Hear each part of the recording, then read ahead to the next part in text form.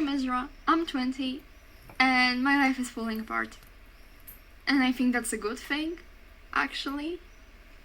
Which is a weird thing to say, but in the end, yeah, I think it is. Or it will be. It may not be the best thing that's happening to me right now. Well, obviously. But I'm just hoping for the best. Let me start by saying that in the past year, not even a whole year, but I think 8 months, I lost 5 close friends, and in that one partner, which I also started dating during the last 8 months, during the last 6 months, actually 3, and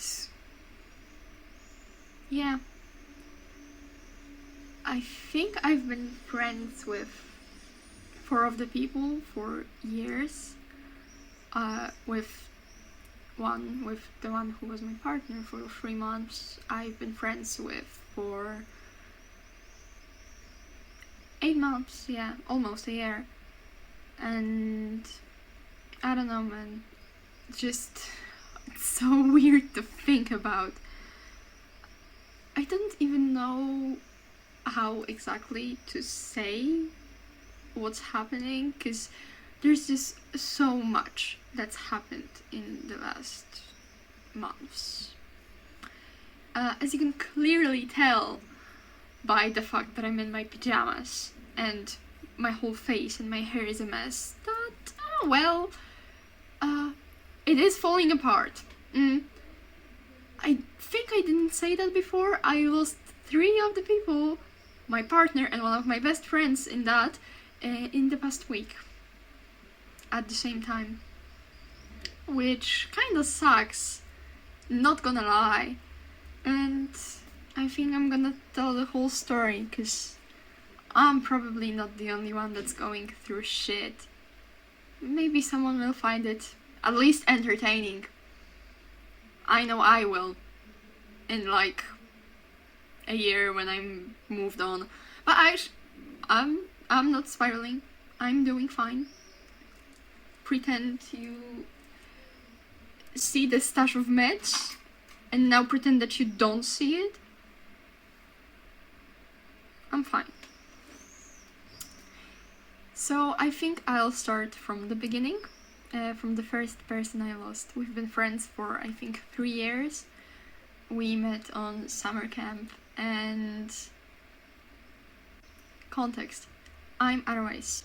So I've been in a relationship once in my life, and it's the one that ended this Saturday, that lasted for less than 3 months. And it was a queer platonic relationship. I do not understand feelings. I don't know feelings. Feelings? No. I have not heard of her. And I was very confused, and everyone around me was saying like, oh, you guys definitely like each other, he likes you, you like him, just get together, do something. And I was like, maybe, let's shoot my shot. And I did shoot my shot. Let's say, if I thought I was playing basketball, the game was surfing. There was no ball involved. There was nothing to shoot. Or maybe if it was hunting, I should shot myself. Or him. I told him, he was like, well, no, I only see you as a friend. And I was like, cool. Fair enough. Let's move on from that. We did not move on from that. He did not move on from that. Actually, after he rejected me, he started touching me a lot.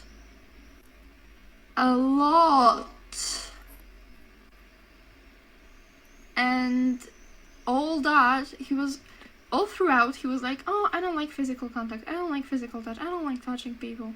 And I was like, what? Boy, you're literally laying on my lap right now.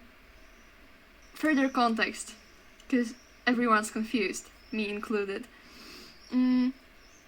For a while before that happened, we were planning on moving in together because he went to the same university as I did. Friends can live together, and I wanted to get the thing over with before we started living together. Because I was like, well, shit, if he rejects me, I'm just gonna take a week to be sad and then act like a normal person. I was acting like a normal person. I don't look like a normal person, but I swear I was hands kept to myself, sitting up straight, looking at the window. I don't know, man. We went to a camp from uni to meet new students. People who also were beginning studies in the same year as we were.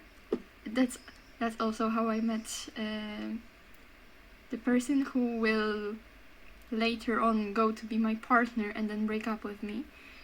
And back to the IT guy. Don't trust IT guys. When we weren't quite yet living together, but he was sleeping in my room after the camp because he had a train a few days later to his home city. He was falling asleep. I was falling asleep. He asked me to cuddle before sleeping. During the whole camp, he was plopping on my bed, cuddling with me. Didn't ask me once if that was cool or I don't know, man. And I just wanted to get out of the bed. It's very slim. It's not comfortable for two people to sleep in. And I had a mattress on the floor, ready. And he just grabbed my hand and was like... He didn't even say anything. He just tried to pull me back into the bed. Weird as shit. And that wasn't the only instance in which he did shit. Let's say hands under my shirt without asking me if that's okay. And also his fingers in my eyeballs. He asked like 20 times before I said yes. That was weird. And also, he insisted that I let him tickle me. And I hate tickling. Not a fun guy. And then, when he actually moved in and my parents moved out, because my parents used to live here, and they moved with my baby sister and left me the house, the apartment. Yeah, he was also not a good roommate. Imagine a man. Period. He basically broke down when I asked him to wash two pans and 2 cutting boards after I've been in bed sick for a week. Apparently I was giving him orders. And apparently I was giving him orders too when I told him to throw out the moldy food in the fridge. His moldy food in the fridge. And apparently also vacuuming the kitchen once was enough of doing chores for him for the whole year. Because I was the only one cleaning the kitchen, cleaning the bathroom. No, it was just terrible. So obviously the friendship ended. But it ended quite naturally. It was like, I don't miss him because he did to me, so I'm fine with that. I don't want that energy in my life. And that's like the easiest friendship end of the year. Yay. So then, at the beginning of the year, in the friend group, in the group chat,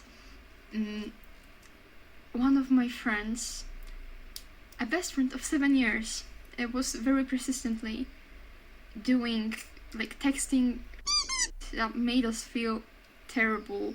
She was talking about eating disorders with no trigger warning. She was talking about her father, and in one message she could be like, well, he's terrible, and in the next one she was like, but he's amazing actually. And if any of us tried to tell her that her dad is not a good person, she was like, well, no, he's amazing.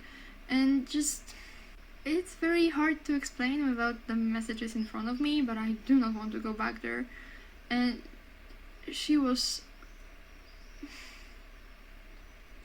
there was no reasoning with her. She was talking and she did not take any criticism. She didn't apologize ever. At some point she even said something like, well, I thought you guys were a safe space for me, but I got too comfortable with you and you're not, and all of us are confused, like, what do you mean, girl? So after talking this out without her in another group chat, we did have to cut her off. That she was not being a good friend, and she was making our lives miserable, and I was crying over that for like a week straight. And actually, of all the people in the friend group, I was the one who had to write the message we sent her before cutting her out. So yeah, I was kind of literally writing the message to say goodbye to one of my best friends throughout my life. We've known each other since we were like 12 or 13. That's wild. And weird. So that was the beginning of the year. Then later on, now is the fun part. Actually, it's not the fun part, but it's quite complex. It's difficult to explain. Context. Throughout all that, in the friend group, there are 3 people who are in a poly relationship, and good for them. Amazing. I love them. Cool. Later on, the person I met during the camp gets into a relationship with one of the people, and that unlocks in me the fact that I actually did like him more than a friend, but not in a romantic way, because romanticism. And he actually tells me that he likes me like that too. And that just unlocks in me that, wait, actually, I do have feelings for him, and he has feelings for me. We can get into a relationship, because the relationship he got into was poly. So, yeah. And so we started dating, and everything was cool. And while we were dating, there were times where obviously we had to communicate, because that's what people in relationships do. And there were some things I'd done that he didn't feel good with, and there were some things he'd done that I didn't feel good with. And we talked about them, and when he told me something was bothering him, I tried my best to change it, and it worked. Like, I at least got to a point at which he saw that I was changing that behavior, or if I got to a point that I thought would be okay, he told me that actually that is not okay for me, and I changed it again. And I don't know, I think that's how relationships and friendships actually too should work. Just talking. Also, the thing is, I myself have a problem with communication that's not verbal, because I'm autistic, I have ADHD, and I do not read body language well. I do not read non-verbal communication well, and all of my friends know that. Everyone that knows me more than from seeing me once knows that. And I can do my best only if the other person tells me that, hey, that wasn't okay. But also, because life, and that's what you get for being bullied all your life, I'm usually scared to ask people if something is okay. Like, I ask, but I'm scared to nag them with questions, you know. That's something to work on. But also, if you know someone, you know they have that problem, I don't know. I mean, yeah, there is stuff I need to work on. There's stuff everyone needs to work on. We're all people. Nobody is perfect. And I know I'm not perfect. And I know I sometimes big time. We'll get to that later. But just actually, when he was breaking up with me, he told me that 3 difficult talks in the span of 3 months is way too much for a relationship to carry on. And also, further context, we started dating while we were during the first year of uni, and it was before the summer session, and I thought that since the first one didn't go terrible, I would still have space in my mind to work on myself relationship-wise. Well, I did not. The summer session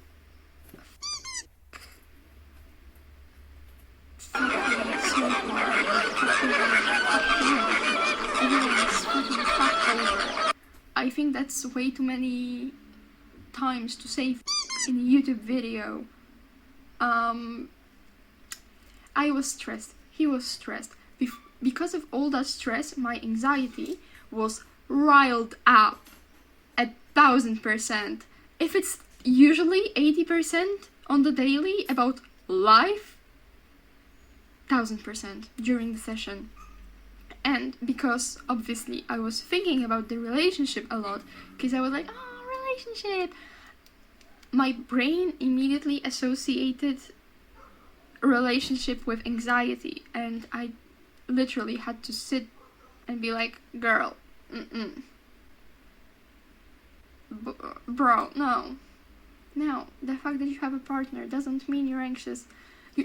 My anxiety is not 100% because of him. It wasn't. I was more easily triggered because there was a lot of stress in university, and it made it seem like I was only anxious about him and the relationship, and that wasn't the case. It was not the case, and I told him that. I was like, hey, actually, I know that it seems like I'm only anxious about the relationship. I'm anxious about life as a whole. You're not the problem. The relationship is not the problem. I'm just anxious. I have insane anxiety, and I'm fucked by finals. Every time I was told, I was communicated that something was wrong, that I wasn't doing something that was okay, I was like, sure, I'm not gonna do it anymore, I'm gonna change, and I did. And he told me that he sees that I did change.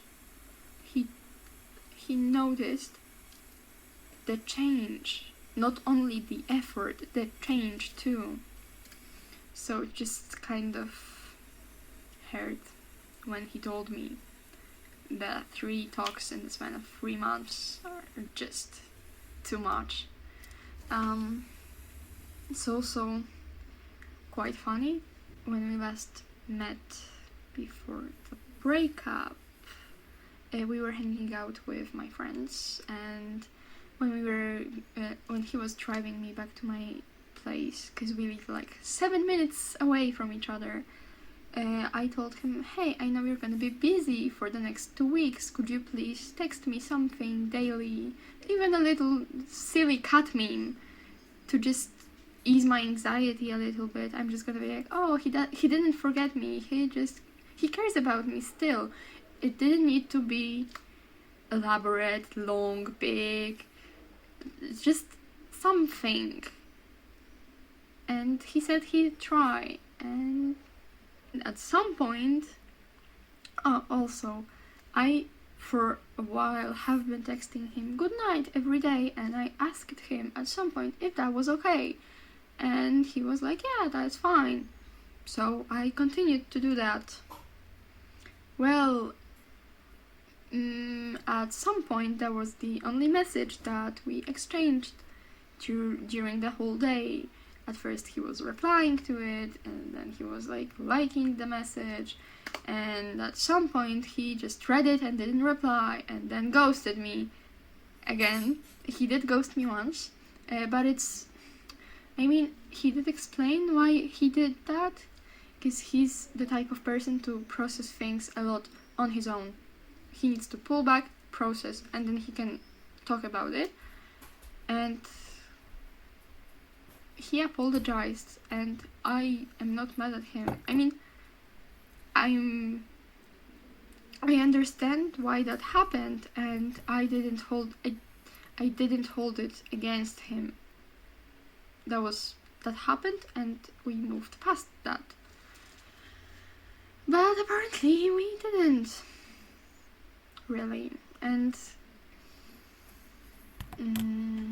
my friends at the time were sleeping over at my house. One of them he is in a relationship with, and when I saw him through the window, I needed answers. I've been anxious at that point for a week. I've been crying about it every day, and I just needed to know. And I was ready for it to end, because I already at that point started mentally distancing myself from that, because I felt like I was treated like shit, and I kind of ran off, and yeah, he broke up with me with our friends present. And obviously I apologized to them. I was like, I'm so sorry that it's happening like that, but I needed to know. I needed answers. My partner wasn't replying to my texts. He was straight up ignoring me. A person with insane anxiety. I know that wasn't a good decision. That wasn't a good way to do that. But I fear there might not have been a better way. And later, he broke up with me, and then he visited me to also drive his partner, my friend back then, home, because they didn't feel comfortable staying with me at that point. Fair enough. And we talked. He told me why that was happening, and I also learned that at that point he was also in a relationship with the other friend of mine, and that is more than okay. That was settled, that it was fine, and he told me about it. But it's just, yeah, he got in the relationship and we talked also. He was meaning to tell me about this before he broke up with me, but I ran off, and I kind of made the breakup really quick, because I could not stand any more time of my partner ghosting me. So he also told me that the fact that I was struggling with nonverbal communication was bothering him, and that's okay, that's fine. Fair enough. It is bothering me too, and that's a valid thing to bring up to your partner, that hey, it is not cool that you sometimes don't see what I want to communicate with you. But also he told me that me, not necessarily wanting, but basically I told him that since I hyperfixate a lot on stuff in general, because I have ADHD, that it's sometimes hard for me to take a step back and see the situation as it is right now. I get hyperfixated.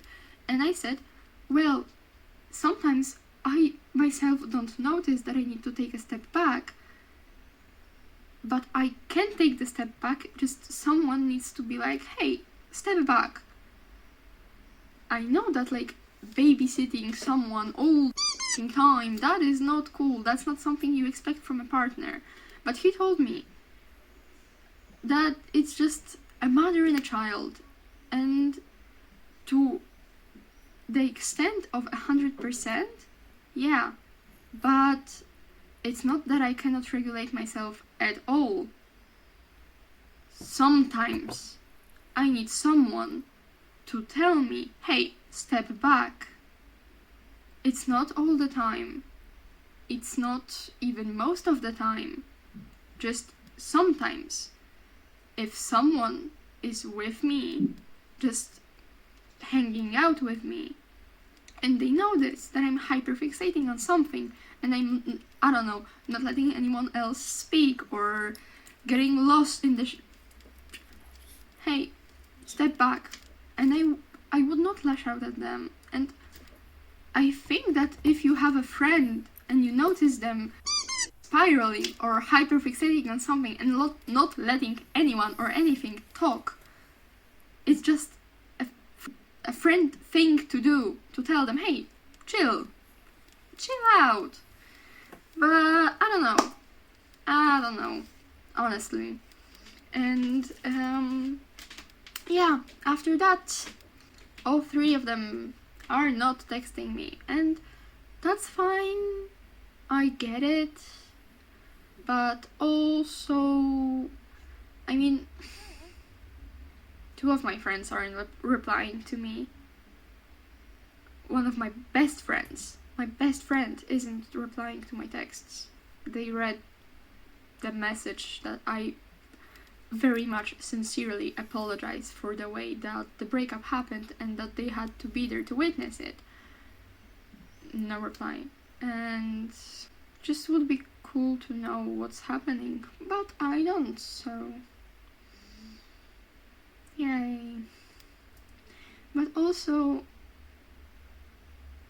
I'm not really mad at the fact that I think the friendships are ending, because they know what happened with the first guy, the one who did stuff to me, and the one who was a terrible person in general to me, and they didn't necessarily do anything about it. They kept talking to him, they kept being his friends, and even though I am very sad about this part of my life suddenly ending, I think it needs to end.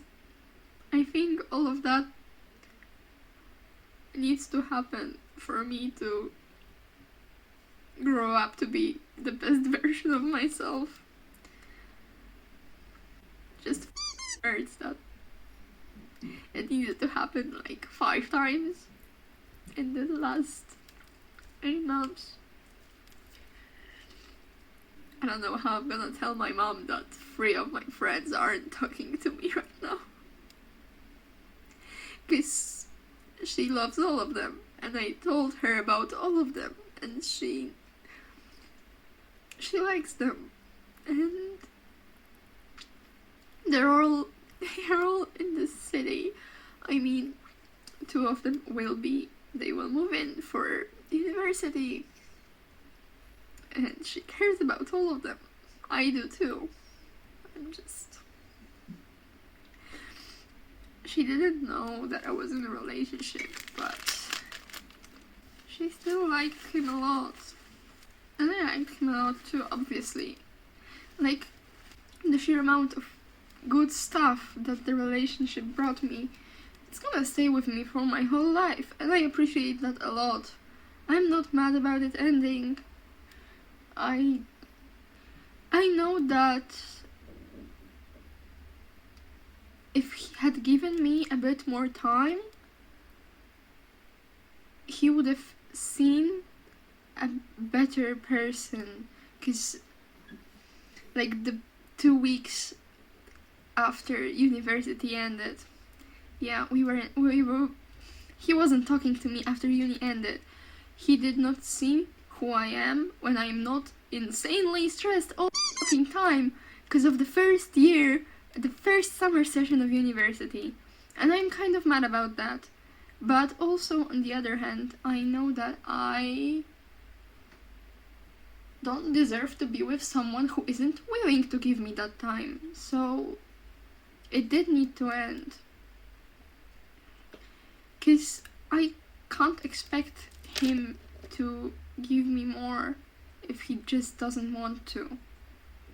And it's healthy for me to not be with someone who doesn't want to give me that little bit more. Even if it's not a lot, at least for me. And yeah, the beautiful things in life will stay with me that he showed me. And also the criticisms he told me when he was breaking up with me, they are also going to stay with me and make me a better person. Because I will work on that. But also I didn't understand some.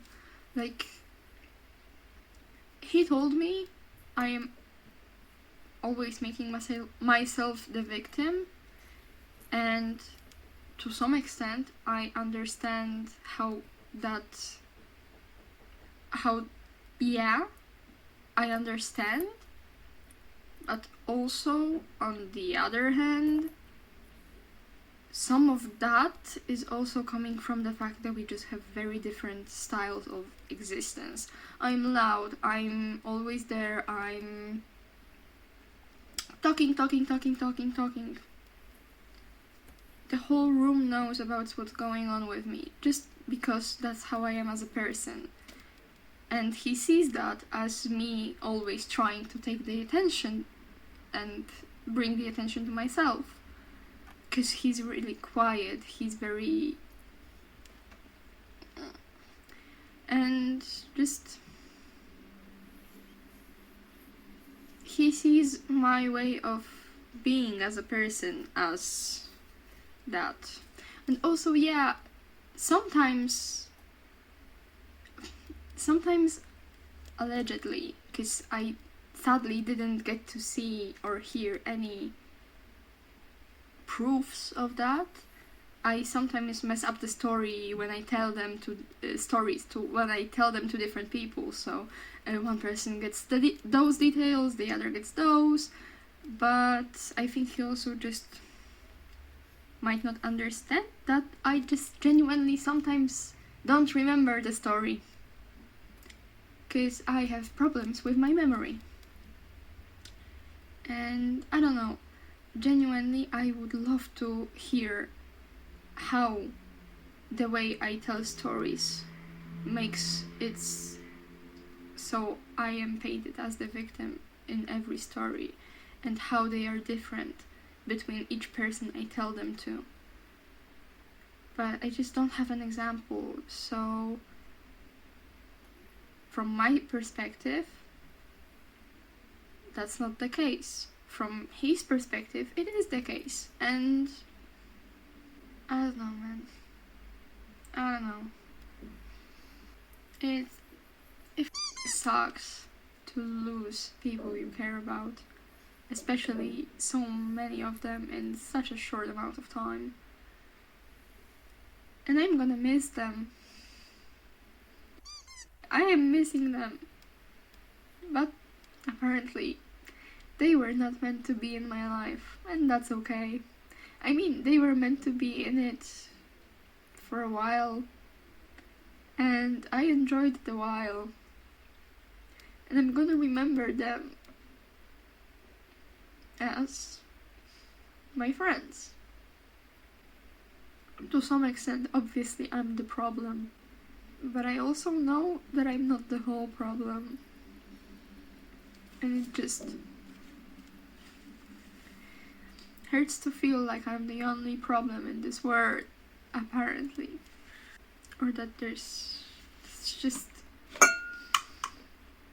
I don't know. I feel like everyone struggles with accountability. I mean, we are still kids. I'm turning 20 this year. My friends are turning 19 or 20, and we're all just a traumatized bunch of people who used to be friends at a time in our lives. And we're growing apart. That's normal. Just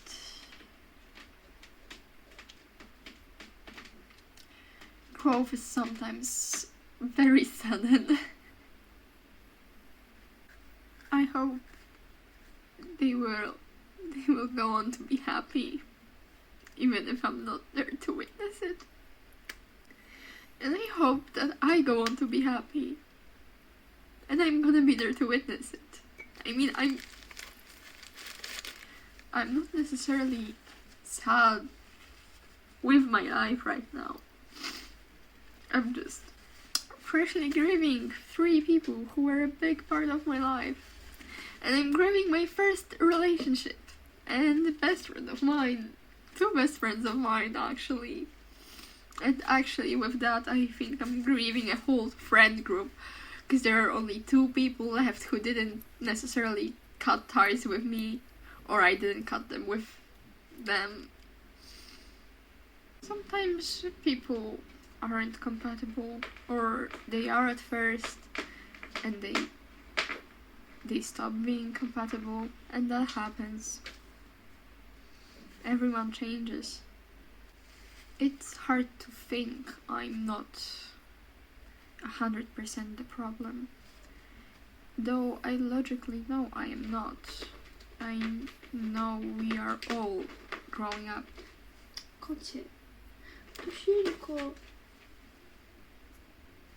Kitty. We are all growing up, and we change, or we don't change sometimes, and things end, things begin. Not a single person here or anywhere is fully emotionally intelligent, fully healed, fully happy, fully free. I'm just gonna wait and see the people that are going to be another chapter in my life. Maybe they will be here till the end. Maybe they will also go. And that's beautiful. Life changes. And even when it's sad, everything happens for a reason. I kind of hated that saying at first, but I kind of get it now. Because I want to be a better version of myself, and I will be. And I will be a different person now, and that's okay.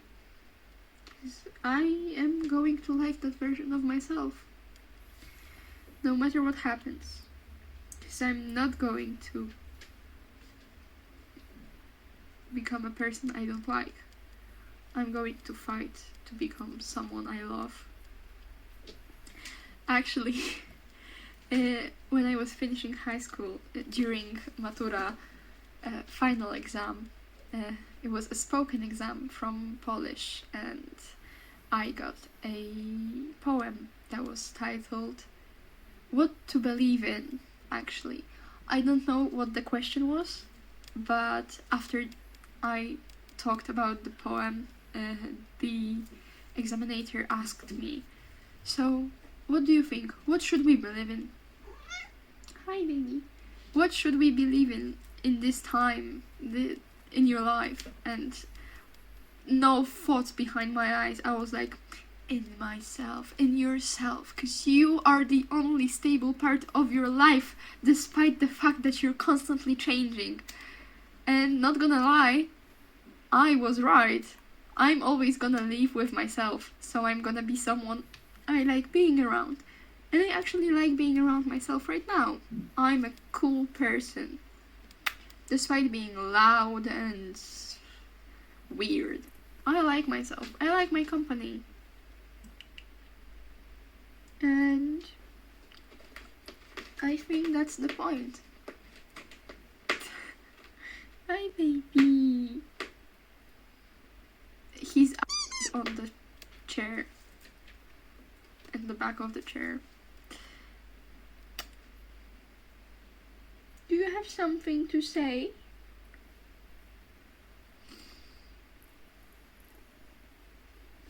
Wanna go on my lap? Yeah, obviously you do. No chodź, wiesz, no Mieszko, o Boże. Bo ty no hablo inglés. No, o